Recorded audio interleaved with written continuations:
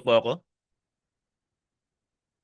Ayan, and i-record din po natin syempre sa mga student natin na hindi makaka-attend, ayan, or baka busy sila.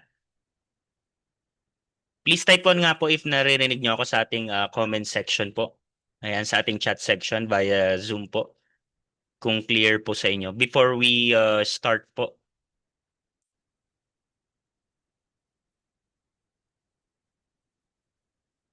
Ayan. So I think may mga new student tayo dito na umattend. Yung mga inquiries. I think may mga student po ba tayo dito na mga bago? Make sure po dun sa mga bagong student natin na ngayon pa lang atin dito sa ating live trading and training everyday na ginaganap 8 p.m. onwards Philippine time po. Ayan, ayan. Pwede, pwede yung tignan yung mga ano natin dito, yung mga discussion natin, training, and at the same time is yung mga binigay ko pong full course sa inyo via email po.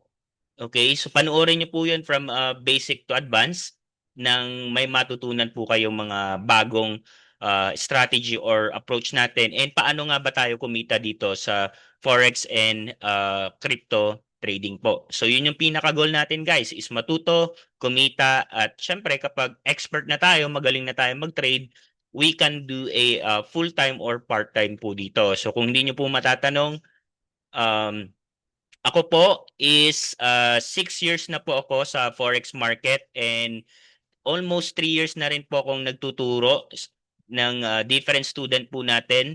Hindi lang po dito yung tinuturuan natin sa Pilipinas, worldwide po. May mga OFW din po tayo mga tinuturuan before.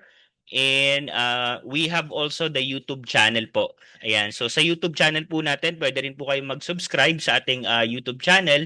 Baka po may mga matututunan po kayong mga bago po dyan. So ngayon, hindi pa po tayo nakakapag-upload ng mga bagong videos dahil po, yun nga, gawa nga po dahil medyo busy-busy po tayo sa mga student natin na tinutulungan natin or tinuturuan po natin, yung mga kababayan natin. Okay, so share ko lang po yung screen. Ayan, so kita naman yung screen ko. So ito po yung ating YouTube channel. Ayan. Yung sa full course, yung mga nag-enroll na student sa atin sa VIP channel, ayan, panoorin nyo po yung basic to advanced lang po natin. So marami po kayong matututunan. So napakarami yon. And dito sa YouTube, meron din po tayong YouTube. Mag-upload pa po tayo ng mas maraming video. Uh, isend ko rin lang din dito sa ating dito sa ating ayan. So baka pwede kayo makapag-subscribe. So right now, as of the moment, we have a 721 subscriber. Kakaunti pa lang. Pero matagal na tong YouTube channel natin. So kailan pa ba to? Yung pinakamatagal is 1 year ago na. So makikita nyo dito yung mga student natin na tinuturuan natin. Ayan. So napakarami po dito guys. Okay. Paano maging full-time trader using prop firm trading or to become a funded trader. So nandyan din, fundamental analysis, non-farm payroll, nung ating live trading session ng April 4, 2025 this year. Risk and money management and forex trading, paano natin i-handle yung funds natin ng maayos at paano maging consistent and profitable trader. So more on Tagalog po siya guys para hindi na po kayo mahirapan nakakahanap sa YouTube ng mga advanced strategy or courses na nahihirapan kayo kung ano nga ba yung kung saan nga ba kayo mag-uumpisa, right? Paano nga ba mag-trade sa forex and crypto? Ayan. So pinadali na lang natin and pinasimplified po natin yung mga strategy po natin dito, mga kababayan. Okay? So dumadami na tayo. So please type 1 nga po sa ating chat section if loud and clear naman po sa mga newbie dito na bagong pasok or dito sa mga previous student na natin. Ayan. So please type 1 nga po if naririnig niyo po ako. Hindi po ba naririnig? So ayusin ko lang.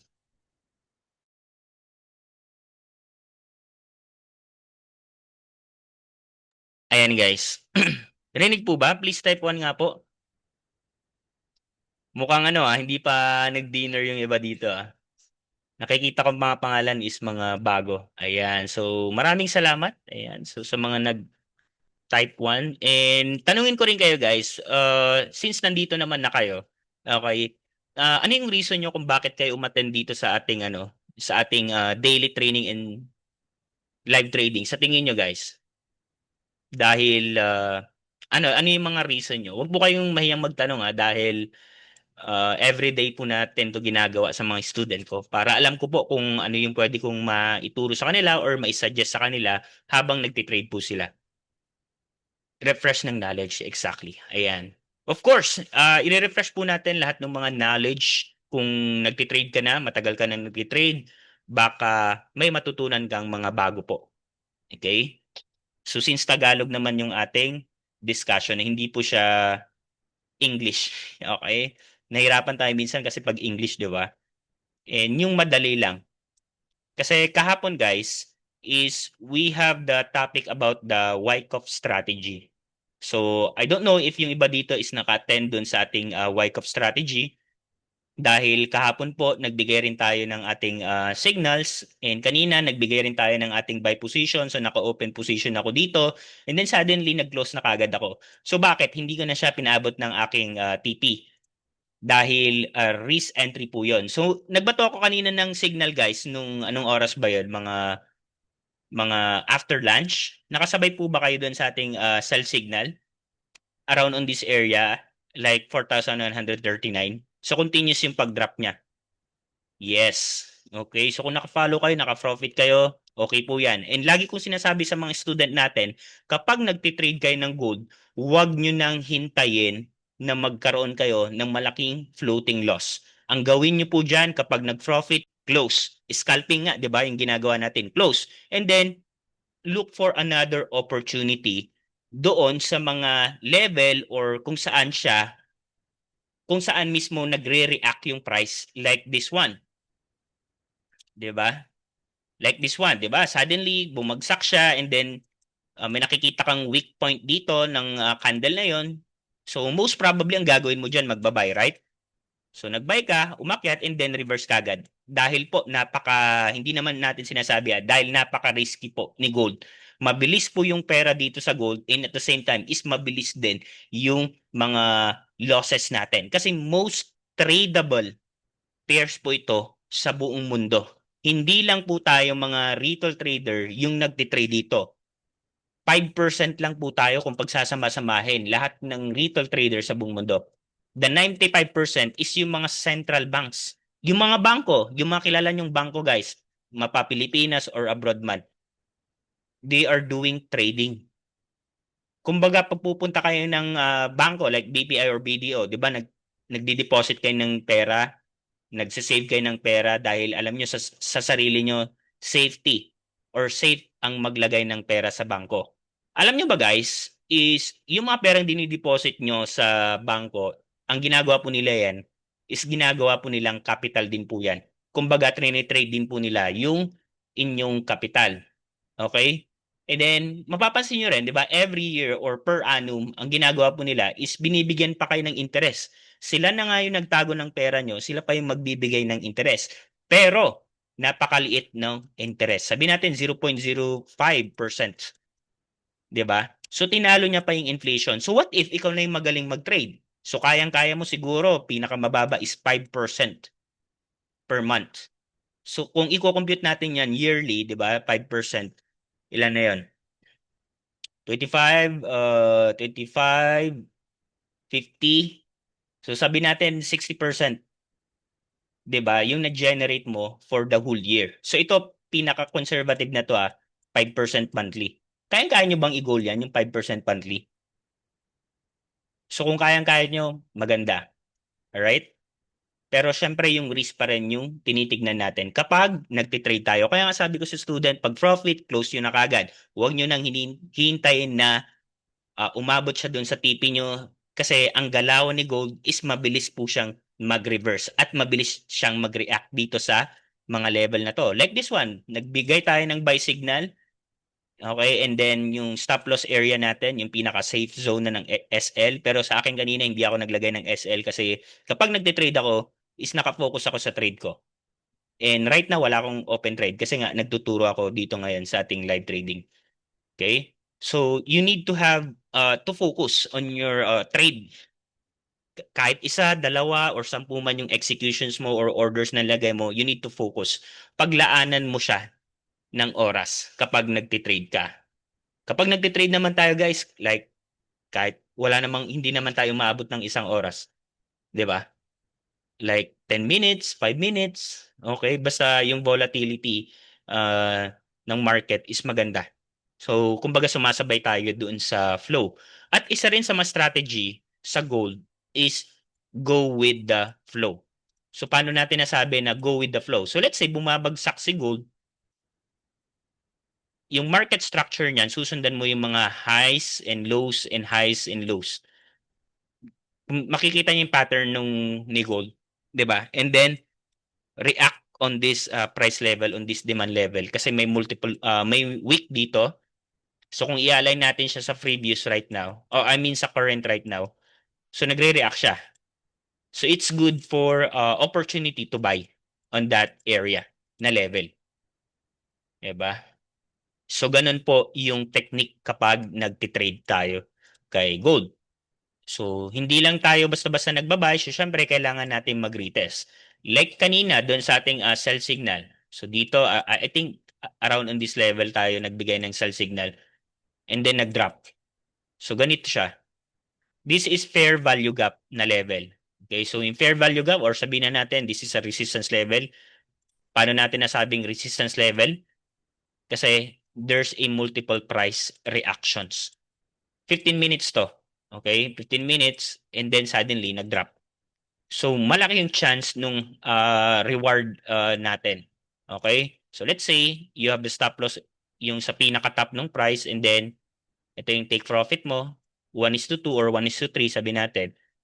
So nag-profit ka and then close. Okay? Pero kung naglagay ka or sabi natin TP1 mo to and then you have another TP2, that's good.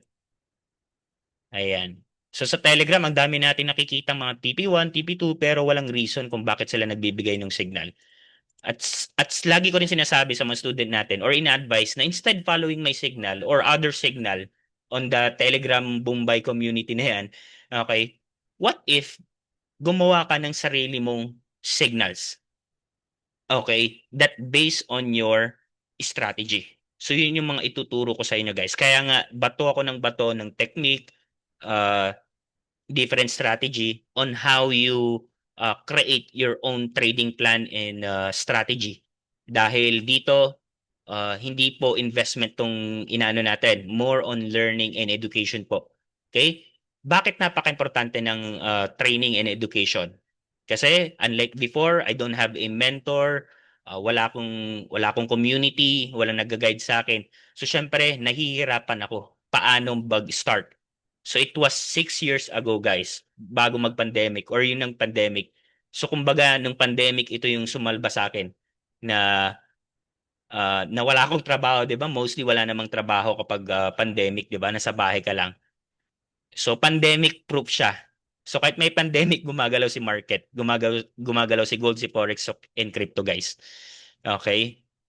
So kung alam mo mag-trade any pandemic man 'yan, gumagalaw to si market. Ganun siya. So ito yung sumalba sa akin nung pandemic at sa mga ibang student natin. Alright? So sorry. So sino nakabay kanina yung sa ano natin? Sa signal pa rin natin. Ongoing yung buy position niya. Meron po ba? Ayan, yes po. Thank you po. You're welcome. Okay? Basta ang may provide natin dito is learning, education. At syempre, yung talagang kumikita kayo ng matagal. Hindi po yung kumita kayo ng ito, isang buwan or isang araw, kumita ka ng $200 or $300, $500 sa trades mo. Pero on the next day is nawala, nasunog, or na-wipe out. So hindi po ganun guys. Okay? Kailangan po natin dito, it's a long-term and consistent. Kasi once you become a funded trader, you have the target like 10% or 5%. Napakalaking bagay po yun. So pangdagdag natin ng, ng pangbayad ng bills, di ba? Yung gusto nating bilihin. Alright? So sinasabi ko lagi na ang trading is one of the easiest job. Madali siya. Madali siya na mahirap. Mahirap siya sa umpisa, pero once nakuha mo na yung trading edge mo, that's the time na profit will follow. Yung pera na po, yung ang tawag dito, pera na po yung lalapit po sa atin. Okay? Kailangan mo lang matutunan yung strategy na para sa'yo. Ayan. So, since may mga trader na dito, ano yung mostly mga ginagamit niya, guys? Is it Wyckoff, SMC, Indicator, or etc.? Ayan. At lagi po natin tatandaan, guys, na no need na mag-trade oras-oras, minu-minuto, ano ba? Oras-oras, di ba? Minu-minuto or segundo na hinahanap mo yung opportunity sa market. Kasi ang market is dinesign para, yun yung katotohanan, to make it loss. Maglo-loss sa mga, syempre, sa mga impatience trader. Kung lack of patience ka, sabihin na natin, is syempre, ikaw yung matatamaan lagi ng mga loss. Pero kung relax ka lang, naghihintay ka lang ng tamang pagkakataon para mag-profit, that's the time you will become a profitable trader. You need a patience here. Kasi kahit anong ganda ng strategy yung ituturo ko or yung alam mong strategy or pinaka-advanced na strategy na yan, di ba? If you don't have the patience, the loss will follow instead ng profit.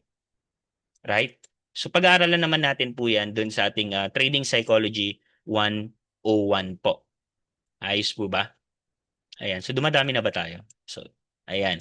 So, 8. And recorded po itong session po natin. Ayan. So, sa mga newbie,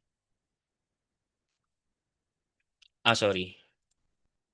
Hanapin ko yung Wyckoff discussion natin kahapon. So, konting survey lang before we start. Ano yung bias niyo for today? Are you going to buy or sell sa gold? Sa tingin nyo, guys? Or busel? Busel, no? Nakabay tapos sell. Kumbaga nag-hedge. Okay?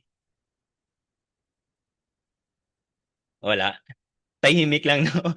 Kulang siguro, hindi nakapag-dinner ngayon. Sell pa din. Exactly. Pwedeng sell, pwedeng buy. It's up to you guys. Sabi ni sir dito, is-sell pa din po dahil, syempre, pwede. Dahil correction, nasa correction page po siya. Aalamin din natin sa fundamental analysis, guys. Hindi lang technical yung tinuturo natin. Fundamental analysis kung bakit bumagsak to si gold. May mga kanya-kanyang reason yan eh. Waiting sa markup, tama ba? Yes. Waiting tayo sa markup or the reversal. Kasi ito, markdown po ito. If napanood nyo or umattend kayo kahapon dun sa ating live trading. So, nagkaroon siya ng markdown naman ngayon.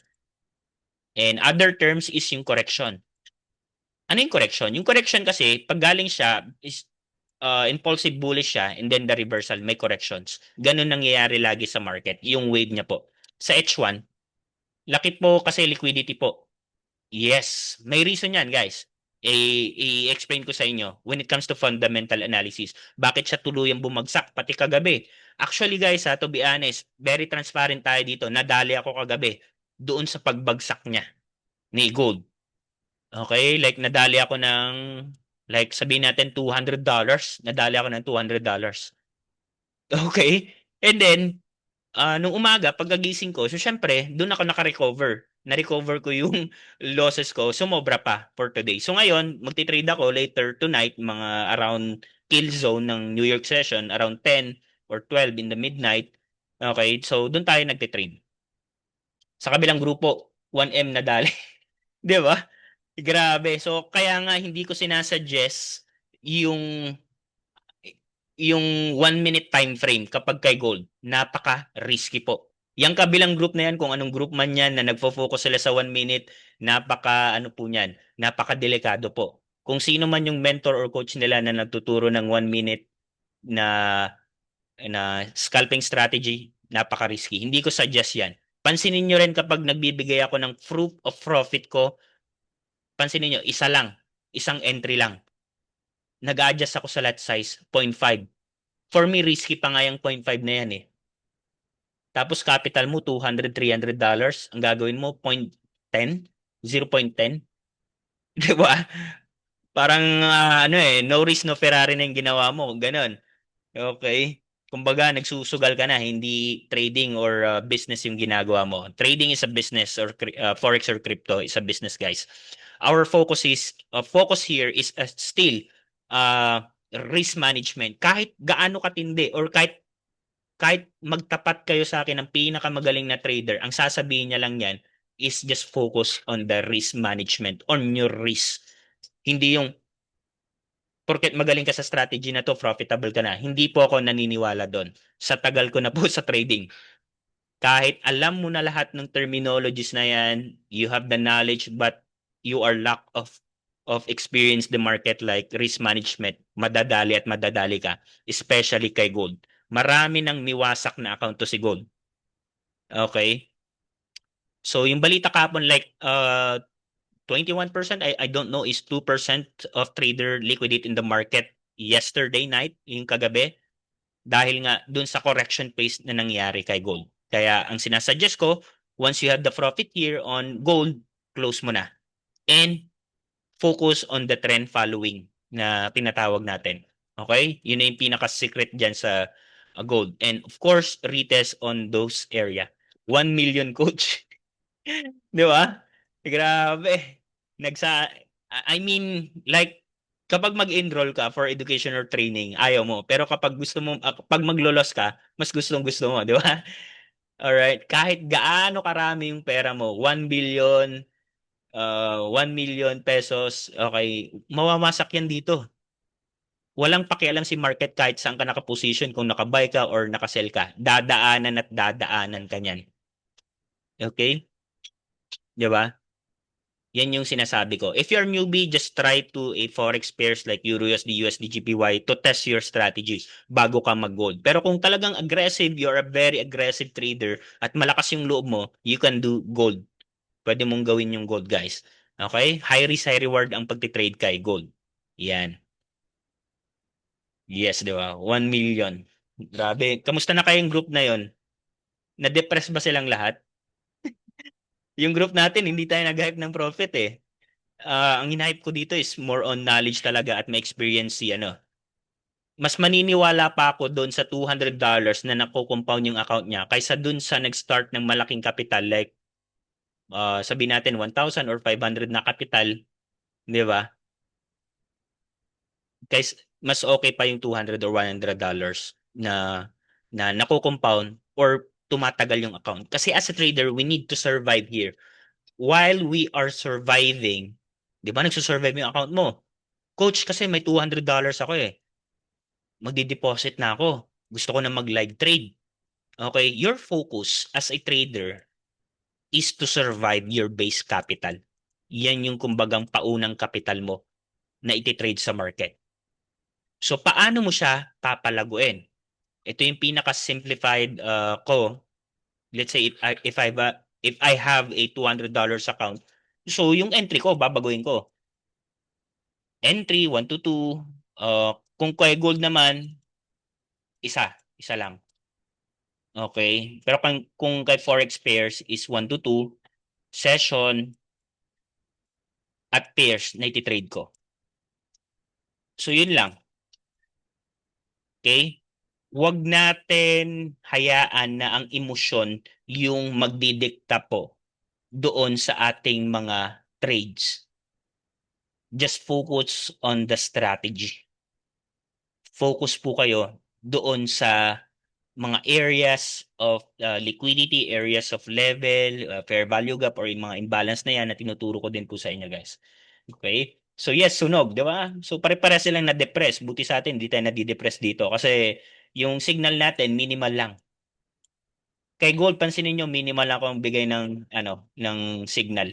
Hindi yung oras-oras or minu-minuto. Kasi kung ano yung position kong trade sa personal account, ganun din po sa binibigay kong signal. Ayan.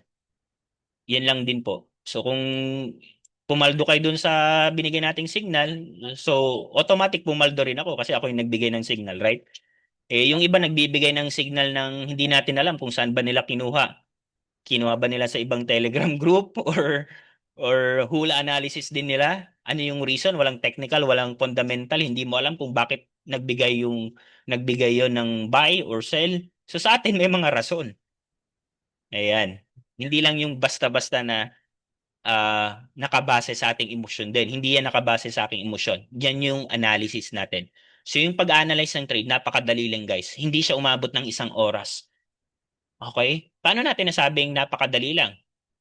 Kung mapapansin nyo, hindi tayo gumagamit ng kung ano-anong indicator. Binabasa lang natin siya based on the market structure, the volume, the area of demand or support area, okay? At kung saan siya papunta. As a trader, we need to predict para kumita tayo. Predict natin kung saan siya next na pupunta or ano yung ride niya. Kumbaga nagra-ride tayo sa volatility.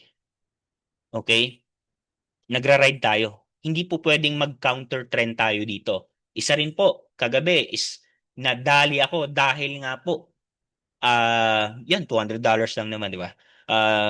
Nadali ako dahil yung news na yon, it's all about the ano, communication. Kumbaga, nag-aayos yung US and China about the tarification. So alam niyo ba yung tarification? Sino yung naka-attend dito ng fundamental analysis training natin? I hope naka-attend kayo kung bakit umakit si gold and bumabagsak. Ayan. Yung tarifications. Kumbaga, mas marami kasi yung mga buyers yung nagtipi na. Kumbaga, wala na silang clinose nila yung mga buy position na nila. So, ang nangyari, humina yung supply ni gold at tuluyan siyang bumagsak. Ganun po. Continuous yung pagbagsak niya, guys. Okay? So, marami na kasing buyers. So, let's say ikaw, buyer ka din. Nag-hold ka ng buy position mo nung nakarang week pa, tapos clinose mo. So, kumbaga, mas marami nang nag-TP or nag-take profit dun sa buy position. So, ngayon, ang nangyari is nagkakaroon siya ng corrections po or pagbagsak po nung presyo ng gold. Kailangan po ni gold ng correction before another reversals. Exhaust na kasi yung mga buyer eh. Pagod na yung mga buyer. So turn naman ng mga seller. Okay? Dalawa lang yan guys. Ang naglalaban sa market, it's either seller or buyer. Kung mas maraming volume ng buyer, so let's say you have the buy position, so mas marami yung nakabuy ngayon. So ang nangyari, umakyat yung price ng gold, syempre. Or depende kung ano yung currencies na trade mo kung nasa forex ka or sa Bitcoin ka.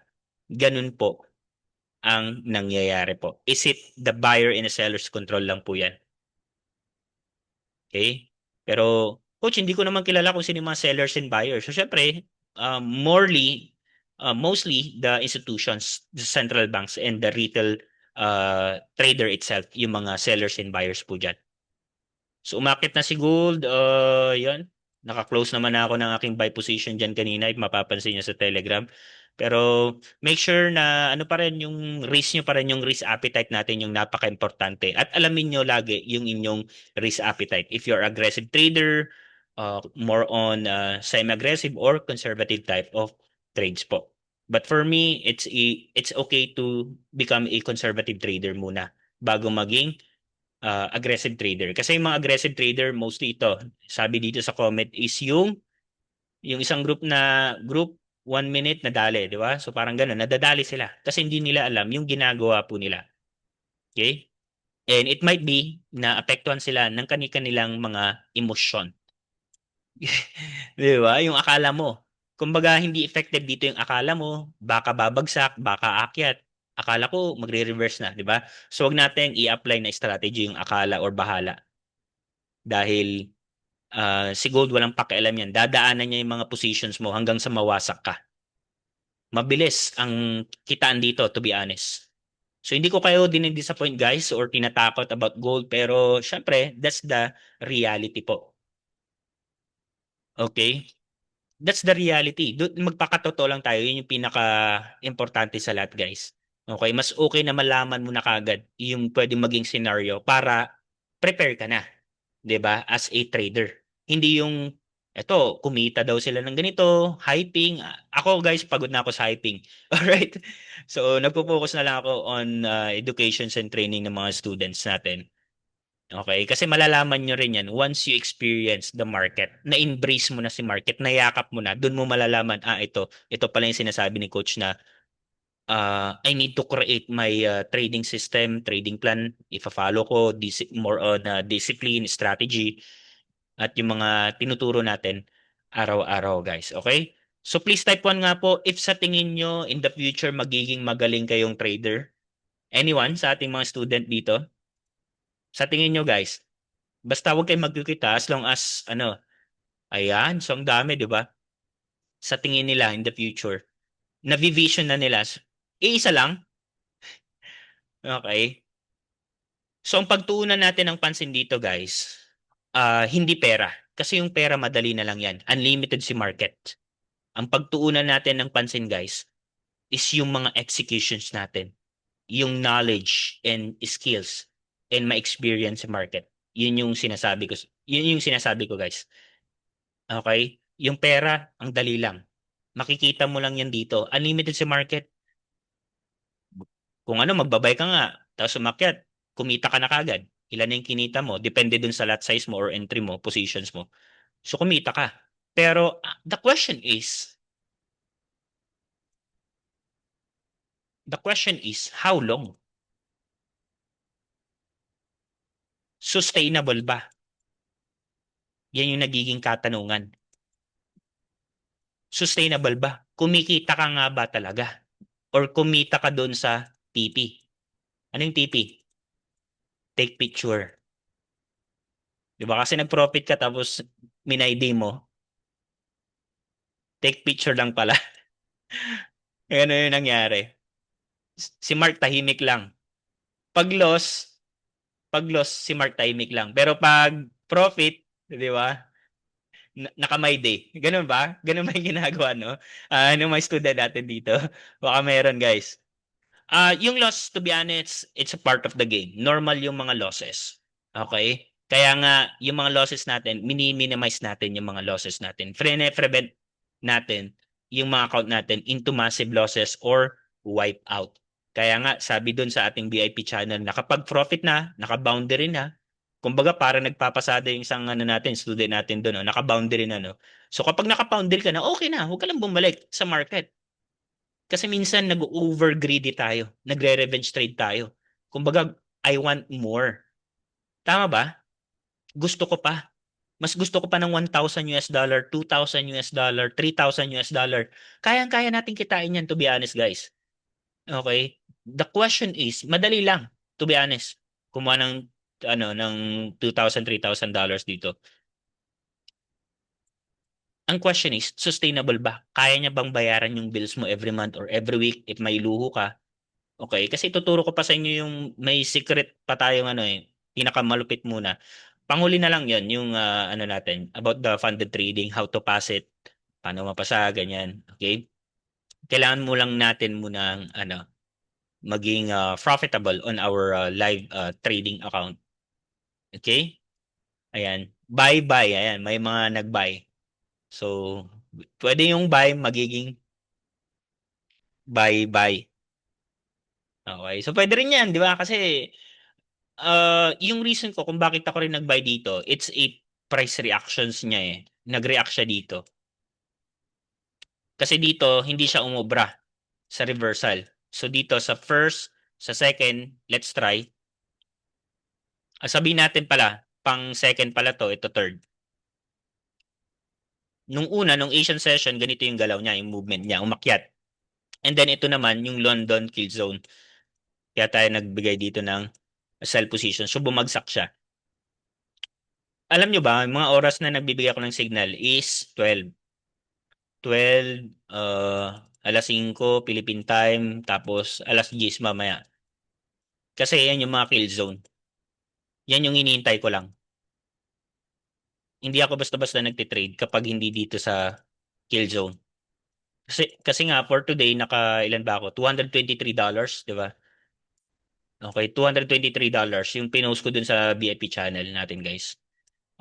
Okay na yon. So, to be honest, kahit hindi na tayo mag-trade, di ba? We have a $223 naman na. Yung loss kasi kahapon is 200. So, I have $23. And if later tonight, like 10 p.m. ng kill zone, so most probably if madagdagan, that's okay.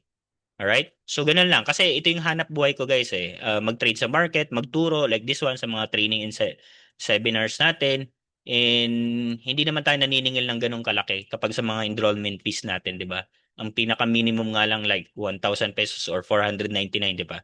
And walang monthly subscription. Hindi tayo networking, guys, ha? Baka ginawa yung networking yung trading. So, hindi networking yung trading. Okay? So, ikaw mismo mag-execute nung trade mo. So, yung iba kasi nakikita ko, ang mahal, 50,000, 20,000, mag-enroll ka, tapos wala ka rin natutunan. Ang ituturo lang sa'yo, support and resistance. So, yun yung delikado, guys. Okay? Ang dami-daming sinabi, tapos hindi ka pala natuto. Alright? So, ganun. Okay? So, ito yung sa basic forex natin, it's a participants. Ayan yung mga participants, kaya napakalaki ng cap ng market cap na tinatawag sa forex exchange kasi central banks and mostly yung mga kumikita dito, tayo forex trader, ikaw kung magaling ka na, so pwede kang kumita. Yung mga top company, ito mga trader din yan, kung mapapansin nyo, they are on the office, so nasa opisina sila. Most probably hedge fund to. So search nyo yung hedge fund kung ano yung hedge fund. Okay? Four different monitor. Ayan, Forex Factory. Nakikita ko Forex Factory. Oh. Chine-check nila kung may news. So, mga trader din yan. I don't know if they are, yes, professional trader yung mga yan. So, someday, maging professional trader kayo. Kasi dalawang klase ng trader. Yung tinatawag nating bedroom trader, parang ako, bedroom trader sa bahay nagtitrade, or yung mga nasa office-based na trader. Kumbaga, pinapasahudan sila, bibigyan sila ng account, ang gagawin nila is papalaki nila. Okay? Or magti-trade sila ng account. So, ganun. Yung mga account manager or mga master trader na tinatawag. So yung mga bangko may mga master trader din po yan na talagang knowledgeable din, well equipped when it comes to forex market. Okay? Ayan. So tatlong klase. Ako ito ako eh. Sa bahay lang ako nagte-trade. Ayan. So bukas ko itutuloy siguro yung Wyckoff natin, guys. And paano mag-start? Napakadali lang, devices, internet connection, and yung pinaka-importante sa akin sa lahat, guys, ito. Kasi kahit meron ka nito, pero kung wala ka nito, okay, wala din. Yung knowledge and skill and experience, hindi nadagdag dito. Pansinin nyo parang doktor lang yan. Pansinin nyo yung mga doktor binabayaran per consultation ng 500 dahil they have the knowledge and skill. Ganito rin sa trader. As a trader, madali mong kumita ng 100 to $200 a day. Yes, kasi you have the knowledge and skill. Pero, sabihin natin, it take time, guys. Okay, wag nating madiliin na maging milyonaryo, kumita ka ng 200 to $400. Wag ganun po.